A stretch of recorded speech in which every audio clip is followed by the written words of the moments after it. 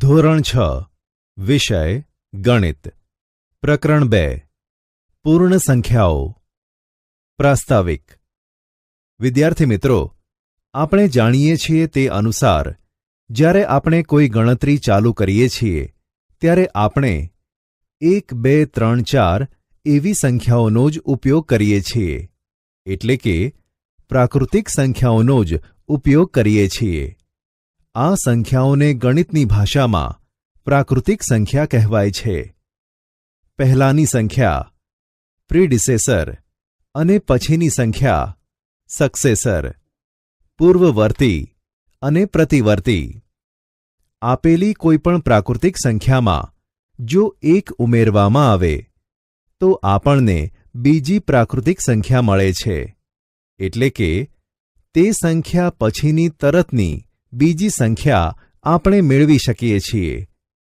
ઉદાહરણ તરીકે, કોઈ એક સંખ્યા 16 લઈએ તો તેના પછીની સંખ્યા મેળવવા માટે 16 + 1 બરાબર 17.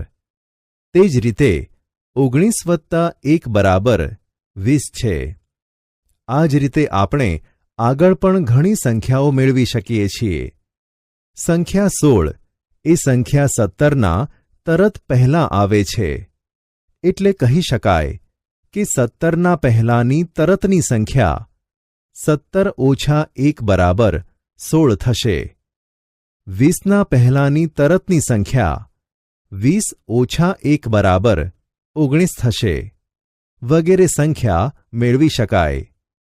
સંખ્યા 3 પાસે તેની પહેલાં તરત આવતી અને તેની પછી તરત આવતી સંખ્યા એમ બંને સંખ્યા છે. તમે સંખ્યા 2 વિશે જણાવો. જુઓ, 2 પછી આવતી સંખ્યા 3 અને પહેલાં આવતી સંખ્યા 1 છે. તો શું સંખ્યા 1 પાસે પહેલાં આવતી સંખ્યા અને પછી તરત આવતી સંખ્યા એમ બંને સંખ્યા છે? વિદ્યાર્થી મિત્રો, આપણે આપણી શાળાના બાળકોની ગણતરી કરી શકીએ છીએ. આપણે કોઈ ગામમાં રહેતી વ્યક્તિઓની સંખ્યા પણ ગણી શકીએ છીએ.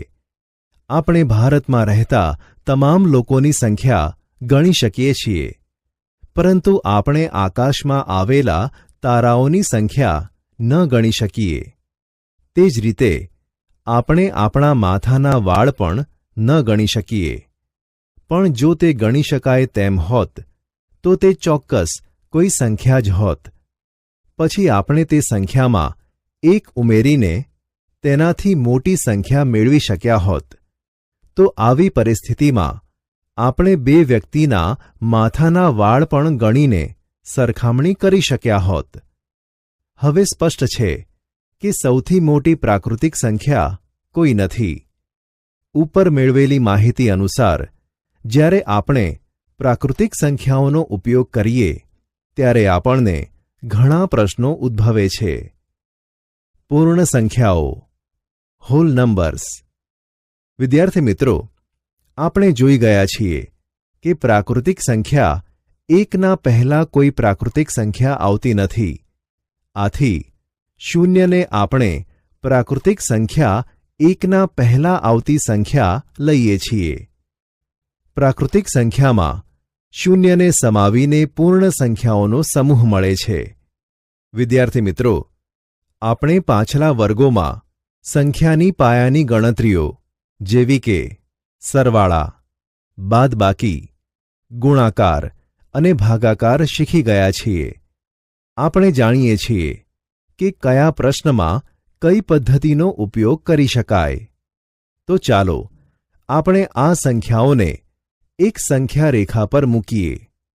પણ તે પહેલાં આપણે સંખ્યા રેખા વિશે જાણી લઈએ. સંખ્યા રેખા, નંબર લાઇન. એક સીધી રેખા દોરો. તેના પર કોઈ એક બિંદુ લઈએ. તે બિંદુને આપણે 0 નામ આપીએ. 0ની જમણી બાજુ આપણે બીજું એક બિંદુ લઈએ. તેને 1 નામ આપીએ. 0 અને 1 વચ્ચેના આ અંતરને એકમ અંતર કહીશું. હવે આ જ રેખા પર 1ની જમણી બાજુ એકમ અંતર જેટલા અંતરે બીજું એક બિંદુ લઈ તેને 2 નામ આપીએ. આ જ રીતે 2ની જમણી બાજુ એકમ અંતરે 3, 4, 5 એવા બિંદુઓ લઈ નામ આપો. તમે આ જ રીતે જમણી બાજુ કોઈપણ પૂર્ણ સંખ્યા સુધી જઈ શકો છો. અહીં નીચે આપેલી રેખા પૂર્ણ સંખ્યાઓ માટે સંખ્યા રેખા છે. અહીં બિંદુ 2 અને 4 વચ્ચે કેટલું અંતર છે? તેનું અંતર ચોક્કસપણે 2 એકમ જ છે. તમે જોઈ શકો છો કે સંખ્યા રેખા પર સંખ્યા 7 સંખ્યા 4ની જમણી બાજુ આવેલી છે. સંખ્યા 7 એ 4 કરતાં મોટી સંખ્યા છે, એટલે કે 7 મોટી છે 4 કરતાં, એટલે કે 7 > 4. હવે સંખ્યા 8 એ સંખ્યા રેખા પર 6ની જમણી બાજુએ આવેલી સંખ્યા છે. આથી 8 મોટો છે 6 કરતાં, અથવા 8 > 6. આ અવલોકન પરથી આપણે કહી શકીએ છીએ કે આ બંને પૂર્ણ સંખ્યાઓમાંથી કઈ સંખ્યા મોટી છે, અને જો સંખ્યા રેખા પર કોઈ એક સંખ્યા કોઈ બીજી સંખ્યાની ડાબી બાજુ આવેલી હોય તો તે સંખ્યા નાની સંખ્યા છે તેમ કહી શકાય. ઉદાહરણ તરીકે 4 નાનો છે 9 કરતાં, અથવા 4 <9. 4 એ સંખ્યા 9ની ડાબી બાજુ આવેલી સંખ્યા છે. તે જ પ્રમાણે 12 મોટો છે 5 કરતાં. 12 એ 5ની જમણી બાજુએ આવેલી સંખ્યા છે. તમે 10 અને 20માંથી કઈ સંખ્યા મોટી છે અને કઈ સંખ્યા નાની છે તે જણાવી શકો છો. હવે સંખ્યા રેખા પર 30, 12, 18નું સ્થાન બતાવો. આમાંથી કઈ સંખ્યા સૌપ્રથમ ડાબી બાજુ આવેલી છે? 12. શું તમે જણાવી શકો કે 1005 અને 9756 બંને સંખ્યાઓમાંથી કઈ સંખ્યા જમણી બાજુએ આવેલી છે? 9756 જમણી બાજુએ આવેલી છે. સંખ્યા રેખા પર સંખ્યાઓનો સરવાળો. વિદ્યાર્થી મિત્રો, સંખ્યા રેખા પર પૂર્ણ સંખ્યાઓનો સરવાળો પણ દર્શાવી શકાય છે. તો ચાલો આપણે સંખ્યાઓ 3 અને 4નો સરવાળો જોઈએ. વિદ્યાર્થી મિત્રો, આપણે સંખ્યા 3થી ચાલુ કરીએ. આપણે સંખ્યા 3માં સંખ્યા 4નો ઉમેરો કરવો છે.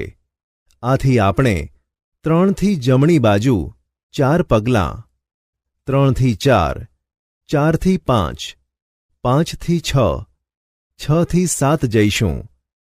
આ રીતે આપણે સંખ્યા 3 અને સંખ્યા 4નો સરવાળો કરી સંખ્યા 7 મેળવી શકીએ. એટલે કે 3 + 4 = 7. સંખ્યા રેખા પર બાદબાકી.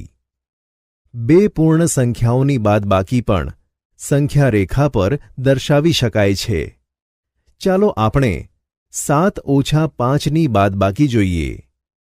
અહીં આપણે સંખ્યા 7થી ચાલુ કરીશું. આપણે અહીં સંખ્યા 7માંથી સંખ્યા 5ની બાદબાકી કરવાની છે. આથી આપણે સંખ્યા 7થી ડાબી બાજુ 5 પગલાં જઈશું અને તેથી આપણે સંખ્યા 2 પર પહોંચીશું. આમ આપણે 7 - 5 = 2 મેળવીશું. સંખ્યા રેખા પર ગુણાકાર. વિદ્યાર્થી મિત્રો, હવે આપણે સંખ્યા રેખા પર સંખ્યાના ગુણાકાર વિશે શીખીશું. તો ચાલો આપણે 3 × 4 મેળવીએ. અહીં 0થી ચાલુ કરીશું અને 3 સુધી જમણી બાજુ આગળ વધીશું. એવી રીતે 3 બીજી વાર, એવી જ રીતે 3 ત્રીજી વાર અને એવી જ રીતે 3 ચોથી વાર. એમ આપણે 4 વાર 3 બિંદુ જમણી બાજુ આગળ વધીશું. એટલે આપણે 12 પર પહોંચીશું. આથી 3 ગુણ્યા 4 બરાબર 12 મળશે. પૂર્ણ સંખ્યાના ગુણધર્મો. વિદ્યાર્થી મિત્રો, જ્યારે આપણે પૂર્ણ સંખ્યાઓ પર થતી વિવિધ ગણતરીઓને ધ્યાનથી જોઈએ ત્યારે આપણને તેમાં અનેક ગુણધર્મો જોવા મળે છે.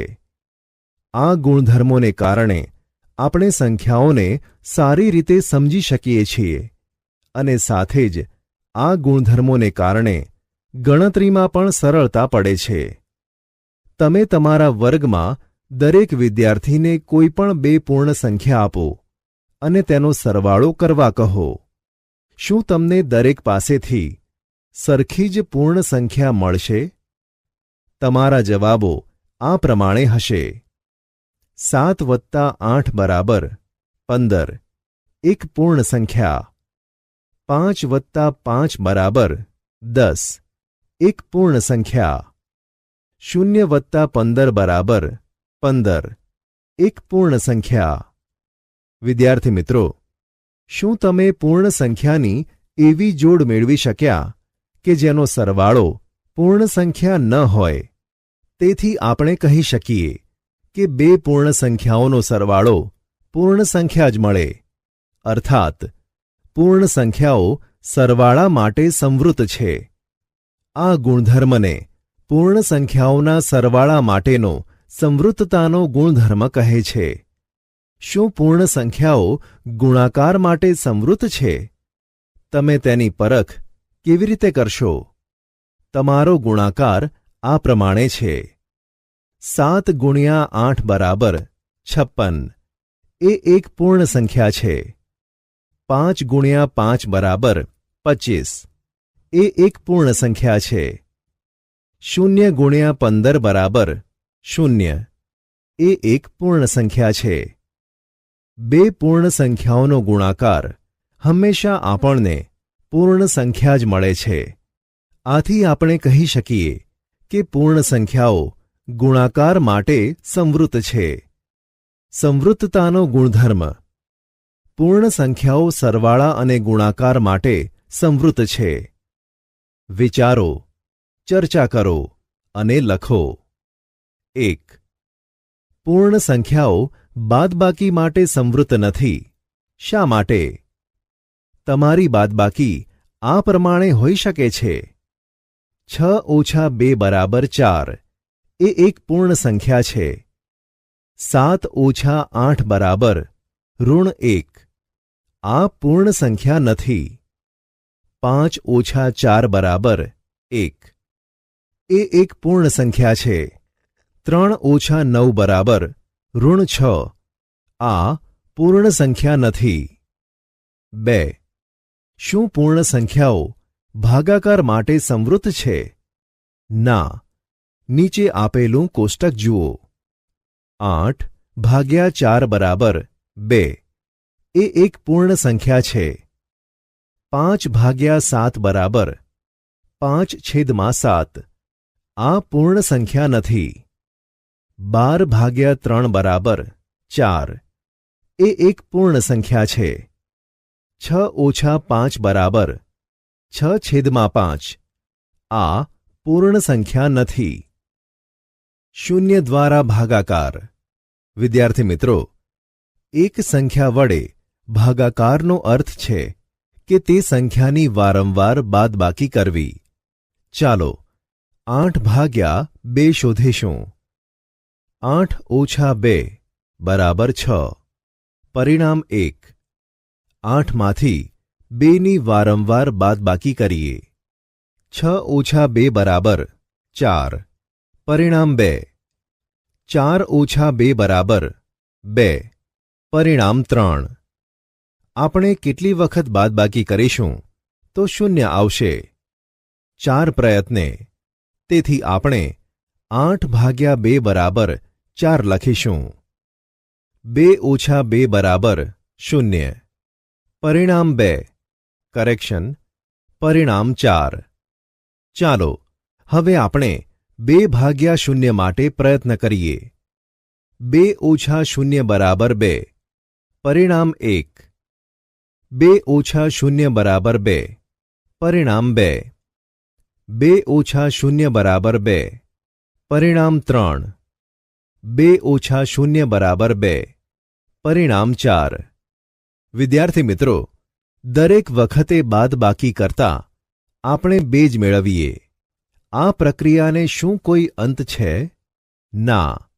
આથી આપણે 2 ભાગ્યા 0 ને વ્યાખ્યાયિત કરી શકતા નથી. ચાલો 7 ભાગ્યા 0 માટે પ્રયાસ કરીએ. 7 ઓછા 0 બરાબર 7, પરિણામ 1. 7 ઓછા 0 બરાબર 7, પરિણામ 2. 7 ઓછા 0 બરાબર 7, પરિણામ 3. વિદ્યાર્થી મિત્રો, ફરીથી આપણને ઘટાડવાના કોઈપણ સ્તરે 0 મળતો નથી. આપણે કહીએ છીએ કે 7 ભાગ્યા 0 વ્યાખ્યાયિત નથી. પૂર્ણ સંખ્યાઓનો 0થી ભાગાકાર શક્ય નથી. સરવાળા અને ગુણાકાર માટે ક્રમનો ગુણધર્મ. વિદ્યાર્થી મિત્રો, નીચેની સંખ્યા રેખાની આકૃતિઓ શું દર્શાવે છે? બંને કિસ્સામાં આપણે 5 સુધી પહોંચીએ છીએ. તેથી 3 વત્તા 2 અને 2 વત્તા 3 સમાન છે. તેવી જ રીતે 5 વત્તા 3 અને 3 વત્તા 5 પણ સમાન છે. શું આ સાચું છે? જ્યારે કોઈ 2 પૂર્ણ સંખ્યાઓ ઉમેરાય છે, આ તપાસો.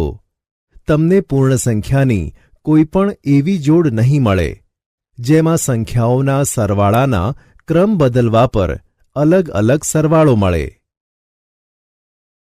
તમે 2 પૂર્ણ સંખ્યાઓને કોઈપણ ક્રમમાં ઉમેરી શકો છો. એમ કહીએ છીએ કે પૂર્ણ સંખ્યાઓ માટે સરવાળો સમક્રમી છે. આને સરવાળાના ક્રમનો ગુણધર્મ કહેવાય છે. તમારા મિત્ર સાથે ચર્ચા કરો. વિદ્યાર્થી મિત્રો, તમારા ઘરે એક નાનો ઉત્સવ છે. તમે મહેમાનો માટે ખુરશીઓની 6 હરોળ બનાવો છો, જેમાંથી દરેક હરોળમાં 8 ખુરશી છે. જગ્યા એટલી પહોળી નથી કે તેમાં 8 ખુરશી એક હરોળમાં સમાઈ શકે. તમે એવું નક્કી કરો છો કે ખુરશીઓની 8 હરોળો બનાવીએ, જેમાંથી દરેક હરોળમાં 6 ખુરશી હોય. શું તમને વધારે સંખ્યામાં ખુરશીની જરૂર પડશે? અહીં ગુણાકારનો ક્રમનો ગુણધર્મ દેખાય છે. 4 અને 5ને અલગ અલગ ક્રમમાં ગુણાકાર કરો. તમે જોશો કે 4 ગુણ્યા 5 બરાબર 5 ગુણ્યા 4 છે. તમે 2 પૂર્ણ સંખ્યાઓનો કોઈપણ ક્રમમાં ગુણાકાર કરી શકો છો. આપણે કહી શકીએ કે ગુણાકાર એ પૂર્ણ સંખ્યાઓના માટે સમક્રમી છે. આ પ્રમાણે પૂર્ણ સંખ્યાઓ માટે સરવાળા અને ગુણાકાર બંને સમક્રમી છે. ચકાસો કે 1. પૂર્ણ સંખ્યા માટે બાદબાકી અને ભાગાકાર સમક્રમી નથી. 2. શું 6 ભાગ્યા 3ના જેવું સરખું 3 ભાગ્યા 6 છે? ના. સરવાળા અને ગુણાકારના જૂથનો ગુણધર્મ. એ કૌંસમાં 2 વત્તા 3 વત્તા 4 બરાબર 5 વત્તા 4 બરાબર 9. બી 2 વત્તા કૌંસમાં 3 વત્તા 4 બરાબર 2 વત્તા 7 બરાબર 9. વિદ્યાર્થી મિત્રો, ઉપરના એ અનુસાર તમે પહેલાં 2 અને 3ને જોડીને મળતા સરવાળામાં 4 જોડી શકો છો. સાથે જ બી અનુસાર તમે પહેલા 3 અને 4ને જોડીને મળતા સરવાળામાં 2 જોડી શકો છો. બંને પરિણામો સરખા છે. આપણે આ પણ મેળવી શકીએ છીએ કે કૌંસમાં 5 વત્તા 7 વત્તા 3 બરાબર 12 વત્તા 3 બરાબર 15 અને 5 વત્તા કૌંસમાં 7 વત્તા 3 બરાબર 5 વત્તા 10 બરાબર 15. તેથી કૌંસમાં 5+7 +3 બરાબર 5 વત્તા કૌંસમાં 7+3, જેને પૂર્ણ સંખ્યાઓના સરવાળાનો જૂથ ગુણધર્મ કહેવાય છે. ઉદાહરણ 1. 234, 197 અને 103 સંખ્યાનો સરવાળો કરો. ઉકેલ: 234 વત્તા 197 વત્તા 103 બરાબર 234 વત્તા કૌંસમાં 197 વત્તા 103 બરાબર 234 વત્તા 300 બરાબર 534. આકૃતિ એ અને બીમાં બિંદુઓની સંખ્યા ગણો. તમને શું મળશે? બંનેમાં બિંદુઓની સંખ્યા સરખી છે. આકૃતિ એમાં આપણી પાસે પ્રત્યેક ખાનામાં 2×3 બિંદુ છે. એટલા માટે બિંદુઓની કુલ સંખ્યા કૌંસમાં 2×3 × 4 બરાબર 24 છે. આકૃતિ બીમાં દરેક ખાનામાં 3×4 બિંદુ છે. તેથી બિંદુઓની કુલ સંખ્યા 2×3×4 બરાબર 24 છે. તેવી રીતે તમે જોઈ શકો છો કે કૌંસમાં 3×5 × 4 બરાબર 3 કૌંસમાં 5×4 છે. આ પૂર્ણ સંખ્યાઓના ગુણાકાર માટેનો જૂથનો ગુણધર્મ કહેવાય છે. ઉદાહરણ: 14 +17 +6 ને 2 રીતથી શોધો. ઉકેલ: 14 +17 +6 બરાબર કૌંસમાં 14 + 17 + 6 બરાબર 31 + 6 બરાબર 37. 14 + 17 + 6 બરાબર 14 + 6 + 17 બરાબર કૌંસમાં 14 + 6 + 17 બરાબર 20 + 17 બરાબર 37. વિદ્યાર્થી મિત્રો, અહીં તમે સરવાળામાં જૂથનો અને ક્રમના ગુણધર્મનો પ્રયોગ કર્યો છે. ક્રમના અને જૂથના ગુણધર્મના ઉપયોગથી ગણતરી થોડી સરળ થઈ જાય છે. ગુણાકારના જૂથના ગુણધર્મ નીચે પ્રકારના પ્રશ્નોના ઉકેલ કરવામાં ઉપયોગી બને છે. ઉદાહરણ 3. 12×35 શોધો.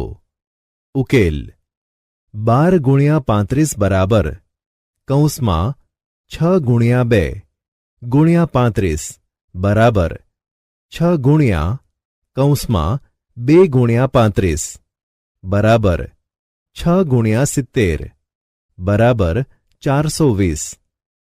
આ ઉદાહરણમાં જૂથના ગુણધર્મનો ઉપયોગ સૌથી નાની બેકી સંખ્યાને 5ના ગુણકથી ગુણાકાર કરી સરળતાથી ઉત્તર પ્રાપ્ત કરવા માટે કર્યો છે.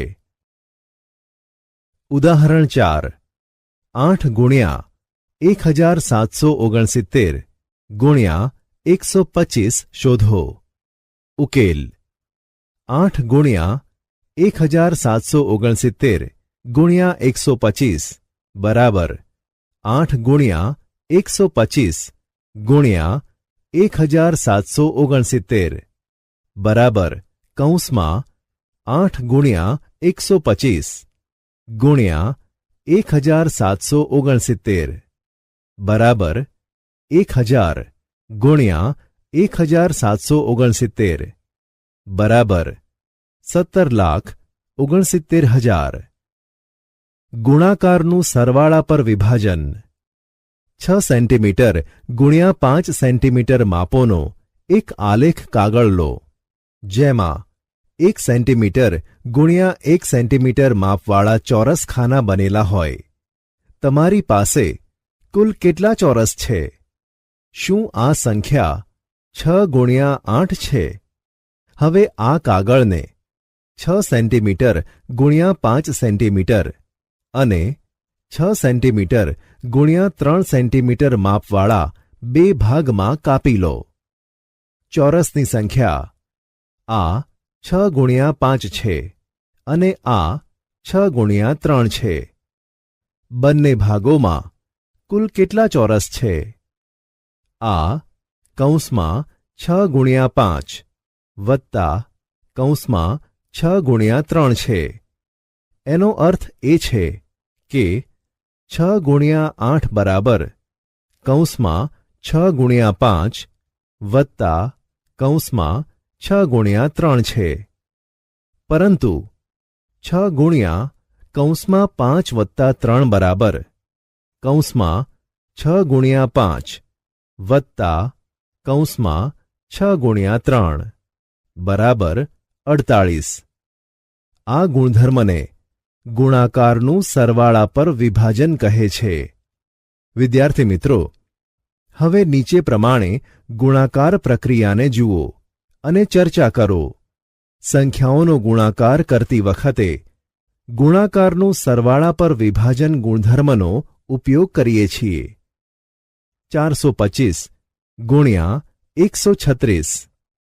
425 ગુણ્યા 6 નો જવાબ આવશે 2550 અને 425 ગુણ્યા 30 નો જવાબ આવશે 12750. 425 ગુણ્યા 100 નો જવાબ આવશે 42500. આ ત્રણેય સંખ્યાઓનો સરવાળો 57800 આવશે. 425 ગુણ્યા કૌંસમાં 6 વત્તા 30 વત્તા 100. ઉદાહરણ 5. એક સ્કૂલની કેન્ટીન દરરોજ ભોજન માટે ₹20 અને દૂધ માટે ₹4 લે છે. આ બાબતોમાં તમે 5 દિવસમાં કેટલા નાણાં ખર્ચો છો? ઉકેલ. આ બે પદ્ધતિ દ્વારા શોધી શકાય છે. રીત 1. ભોજન માટે 5 દિવસની રકમ શોધો. દૂધ માટે 5 દિવસની રકમ શોધો. પછી એને જોડો. ભોજનની કિંમત બરાબર 5 ગુણ્યા 20 બરાબર ₹100. દૂધની કિંમત બરાબર 5 ગુણ્યા 4 બરાબર ₹20. કુલ કિંમત બરાબર કૌંસમાં 100 વત્તા 20 બરાબર ₹120. રીત 2. 5 દિવસ માટે કુલ રકમ શોધો. એક દિવસની ભોજન વત્તા દૂધની કિંમત બરાબર 20 વત્તા 4 રૂપિયા. પછી તેને 5 વડે ગુણાકાર કરો. દિવસની કુલ કિંમત બરાબર 5 ગુણ્યા કૌંસમાં 20 વત્તા 4 બરાબર 5 ગુણ્યા 24 રૂપિયા બરાબર 120 રૂપિયા. આ ઉદાહરણ દર્શાવે છે કે 5 ગુણ્યા કૌંસમાં 20 વત્તા 4 બરાબર કૌંસમાં 5 ગુણ્યા 20 વત્તા કૌંસમાં 5 વત્તા 4 છે. આ સરવાળા પર ગુણાકારનો વિભાજનનો ગુણધર્મ છે. ઉદાહરણ 6. વિભાજનના ગુણધર્મનો ઉપયોગ કરીને 12 ગુણ્યા 35 શોધો. ઉકેલ. 12 ગુણ્યા 35 બરાબર 12 ગુણ્યા કૌંસમાં 30 વત્તા 5 બરાબર 12 ગુણ્યા 30 વત્તા 12 ગુણ્યા 5 બરાબર 360 વત્તા 60 બરાબર 420. ઉદાહરણ 7. સરળ બનાવો. 126 ગુણ્યા 55 વત્તા 126 ગુણ્યા 45 બરાબર 126 ગુણ્યા કૌંસમાં 55 વત્તા 45 બરાબર 126 ગુણ્યા 100 બરાબર 12600. સરવાળા અને ગુણાકાર માટે એકમ ઘટક તટસ્થ ઘટક. વિદ્યાર્થી મિત્રો, પૂર્ણ સંખ્યાઓનો સમૂહ પ્રાકૃતિક સંખ્યાઓના સમૂહથી કઈ રીતે જુદો પડે છે? તે પૂર્ણ સંખ્યાના સમૂહમાં માત્ર શૂન્યની હાજરી છે. શૂન્યની સરવાળામાં વિશેષ ભૂમિકા છે. આ કોષ્ટક તમને શૂન્યની ભૂમિકાને સમજવામાં મદદ કરશે. 7 વત્તા શૂન્ય બરાબર 7. 5 વત્તા શૂન્ય બરાબર 5. શૂન્ય વત્તા 15 બરાબર 15. શૂન્ય વત્તા 26 બરાબર 26. શૂન્ય વત્તા શૂન્ય બરાબર 0. વિદ્યાર્થી મિત્રો, જ્યારે તમે શૂન્યને કોઈપણ પૂર્ણ સંખ્યામાં ઉમેરો તો તે પરિણામ શું છે? પરિણામ ફરી તે જ પૂર્ણ સંખ્યા મળે છે. આ જ કારણથી શૂન્યને પૂર્ણ સંખ્યાઓના સરવાળા માટે તટસ્થ સંખ્યા કહે છે. શૂન્યને પૂર્ણ સંખ્યાઓના માટે સરવાળાનો તટસ્થ ઘટક પણ કહે છે. ગુણાકારની પ્રક્રિયામાં શૂન્યની એક વિશેષ ભૂમિકા છે. કોઈપણ પૂર્ણ સંખ્યાનો શૂન્ય સાથે ગુણાકાર કરતાં શૂન્ય જ મળે છે. 5 ગુણ્યા 6 બરાબર 30. 5 ગુણ્યા 5 બરાબર 25. 5 ગુણ્યા 4 બરાબર 20. 5 ગુણ્યા 3 બરાબર 15. 5 ગુણ્યા 2 બરાબર 10. 5 ગુણ્યા 1 બરાબર 5. 5 ગુણ્યા 0 બરાબર 0. જુઓ કે કેવી રીતે ગુણાકારની સંખ્યામાં ઘટાડો થાય છે. શું તમને કોઈ સરખી સંખ્યા દેખાય છે? શું તમે અંતિમ પગથિયાનું અનુમાન લગાવી શકો છો? તમને પૂર્ણ સંખ્યાઓ માટે સરવાળા માટે તટસ્થ સંખ્યા મળે છે. કોઈ પૂર્ણ સંખ્યા સાથે શૂન્ય જોડતાં તે જ પૂર્ણ સંખ્યા મળે છે. આવી જ સ્થિતિ પૂર્ણ સંખ્યાઓના માટે ગુણાકારની છે. 7 ગુણ્યા 1 બરાબર 7. 5 ગુણ્યા 1 બરાબર 5. 1 ગુણ્યા 15 બરાબર 15. 1 ગુણ્યા 26 બરાબર 26. 1 ગુણ્યા 1 બરાબર 1. વિદ્યાર્થી મિત્રો, પૂર્ણ સંખ્યાઓના ગુણાકાર માટે એક તટસ્થ સંખ્યા કે ગુણાકારનો તટસ્થ ઘટક છે પૂર્ણ સંખ્યાઓનું સ્વરૂપ. વિદ્યાર્થી મિત્રો, આપણે સંખ્યાઓને બિંદુઓ દ્વારા પ્રારંભિક આકારના રૂપમાં વ્યવસ્થિત કરીશું. જે આકાર આપણે લઈએ છીએ તે છે 1. એક રેખા, 2. એક લંબચોરસ, 3. એક ચોરસ અને 4. એક ત્રિકોણ. પ્રત્યેક સંખ્યાને આ આકારોમાંથી ગોઠવી શકાય. બીજો કોઈ આકાર ન હોવો જોઈએ. પ્રત્યેક સંખ્યાને એક રેખાના રૂપમાં ગોઠવી શકાય. સંખ્યા 2ને આ પ્રમાણે વર્ણવી શકાય. સંખ્યા 3ને આ પ્રમાણે વર્ણવી શકાય. અને કેટલીક સંખ્યાઓને લંબચોરસના રૂપમાં દર્શાવી શકાય. ઉદાહરણ તરીકે 6ને લંબચોરસના રૂપમાં દર્શાવી શકાય. જુઓ, અહીં 2 હાર અને 3 સ્તંભ છે. કેટલીક સંખ્યાઓ જેમ કે 4 અને 9ને પણ ચોરસના રૂપમાં ગોઠવી શકાય છે. કેટલીક સંખ્યાઓ ત્રિકોણના રૂપમાં ગોઠવી શકાય છે. ઉદાહરણ તરીકે 3, 6. વિદ્યાર્થી મિત્રો, ધ્યાન આપો કે ત્રિકોણની 2 બાજુઓ સમાન હોવી જોઈએ. નીચેથી શરૂ કરતાં પંક્તિઓમાં બિંદુઓની સંખ્યા 4, 3, 2, 1 જેવી હોવી જોઈએ. સૌથી ઉપરની પંક્તિમાં કેવળ એક બિંદુ હોવું જોઈએ. હવે કોષ્ટકને પૂર્ણ કરો. વિદ્યાર્થી મિત્રો, એક વિશિષ્ટ સંખ્યા છે. સંખ્યા, રેખા, લંબચોરસ, ચોરસ, ત્રિકોણ. 2 હા, ના, ના, ના. 3 હા, ના, ના, હા.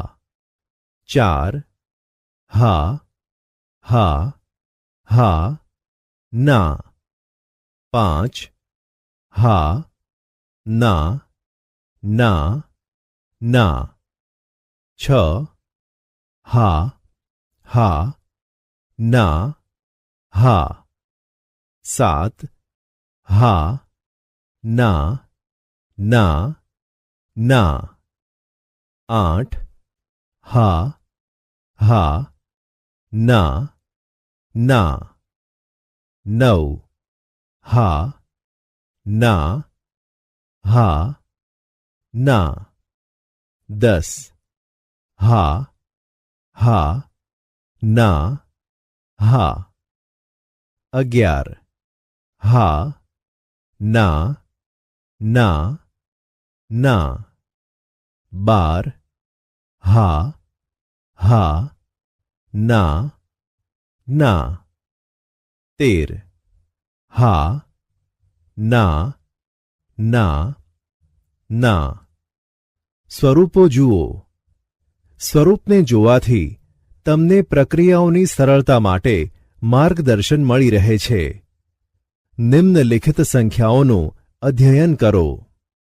એ 117 વત્તા 9 બરાબર 117 વત્તા 10 ઓછા 1 બરાબર 127 ઓછા 1 બરાબર 126. બી 117 ઓછા 9 બરાબર 117 ઓછા 10 વત્તા 1 બરાબર 107 વત્તા 1 બરાબર 108. સી 117 વત્તા 99 બરાબર 117 વત્તા 100 ઓછા 1 બરાબર 217 ઓછા 1 બરાબર 216. ડી 117 ઓછા 99 બરાબર 117 ઓછા 100 વત્તા 1 બરાબર 17 વત્તા 1 બરાબર 18. વિદ્યાર્થી મિત્રો, શું આ સ્વરૂપ 9, 99, 999 વગેરે પ્રકારની સંખ્યાઓને ઉમેરવામાં કે બાદ કરવામાં તમારી મદદ કરે છે?